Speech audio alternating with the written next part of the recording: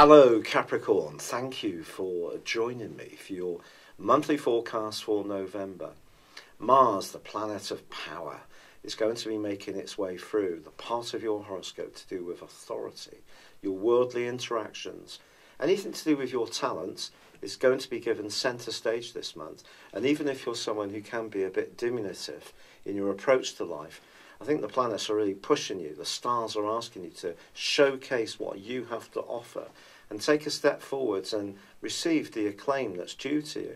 Of course, not everybody is necessarily going to be lauding your talents. There's going to be rivals, and there could even be someone who's quite deeply jealous of you. But that's the theme at the start of this month. It is about you having self-belief. And with the Sun and also Mercury in a part of your horoscope which will make it very much easier for you to network with other people, something that's going to become a theme over the next 12 months, you've got it all to go for. But it doesn't have to be in a one-dimensional way that you're operating. The first week can see you being quite subtle in your approach as well. This can come from just your sensitivity to other people and their ideas. This can help you to listen as well as articulate what's important to you. But if you do get a chance, I think you're likely to be very much more self-confident, passionate about what you have to say.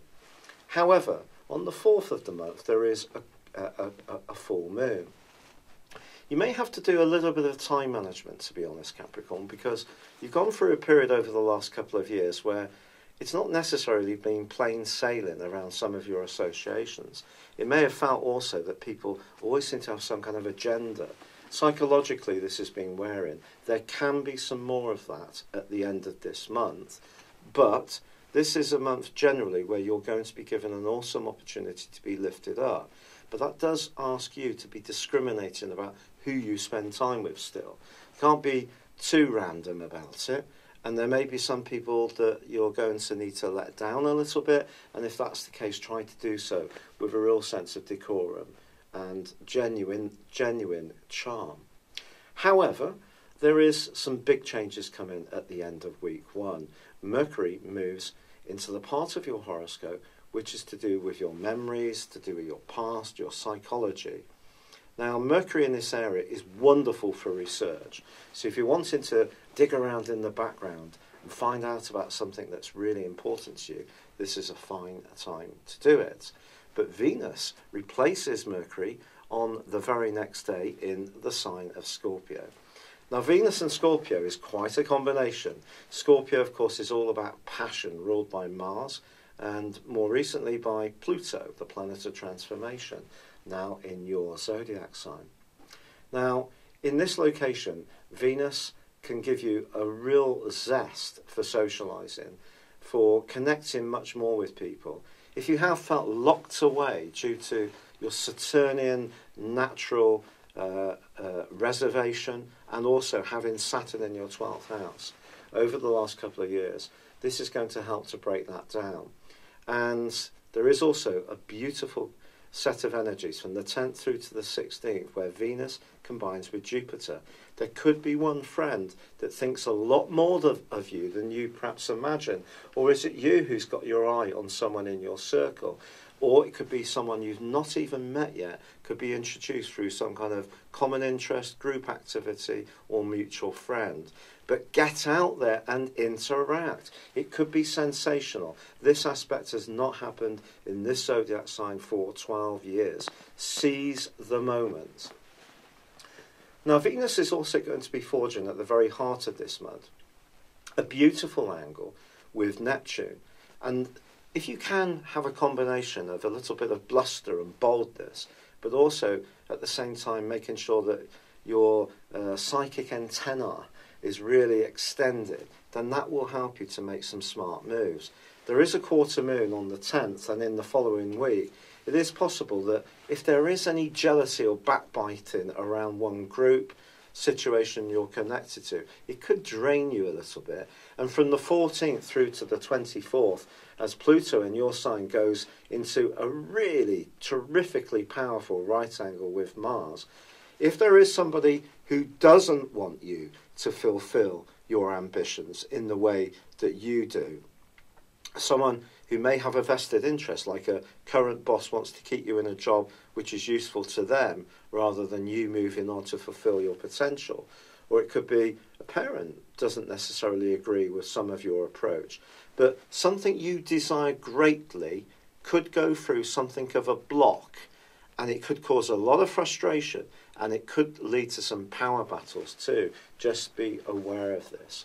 However, on the 18th, a beautiful new moon for you certainly gives you the opportunity to re-energize any relationship that is really important to you, but especially around a friend, or help you to think more about your future. But you need to do this with an awareness that your home and emotional life can still feel a bit choppy and unpredictable at times. There's a balance to be found between your vision and the reality. The 22nd sees the sun move into the 12th house, into Sagittarius, joining up with Mercury and also with Saturn. On the same day, Neptune ends its 5.5-month retrograde. I think this is an opportunity for you to catch your breath a little bit this month, to step back from the fray, have a few more early nights, just maybe move into a bit more of a meditative state, and just work out what some important tender strands within you are really about. In fact, your thinking could become really quite serious as Mercury combines with Saturn in the last week. But that's not a bad thing. You've had a lot of practice around this over the last couple of years, and now you can really master some of your more doubtful thoughts in terms of being perhaps self-critical or worrying about what people feel about you. That's all possible stuff at the end of this month. Mercury, ironically, actually forges a brilliant link with Uranus. Someone in your family can surprise you with a revelation which can help you to look at something in a much better and more positive light and lift you up. Now, Venus is going to be sensational for you this month from the 7th, but its co-pilot in love, Mars, goes into an opposition with Uranus in the last 3 days. This too could lead to some tense energies. So I do feel that in the second half of this month, there is the potential for some politics. And although the combination between Venus and Jupiter could make you much more spiritually inclined and to try and think the best about people, which is a great thing. There's so much negativity and backbiting around these days. If you can access that, do. But I think towards the end of this month, you may have to take a little bit of a slice of reality. Step back a little bit and see some situations for what they are and protect yourself in the process. It's been a real pleasure being with you. Thank you for joining me. Good luck and goodbye for now.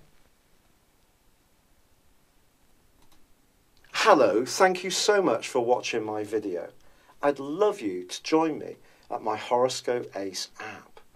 You can find this at www.horoscope-ace.com. You can use it through Android, iOS, Apple or Facebook. Check out your ascendant or your moon sign or download your free birth chart. There's all your favourite videos, plus there are daily, weekly, monthly and yearly horoscopes for general, love, Chinese and Indian astrology. If your passion is tarot, there's my brilliant 3-card money or love tarot readings too. And it's all there at www.horoscope-ace.com. Thank you.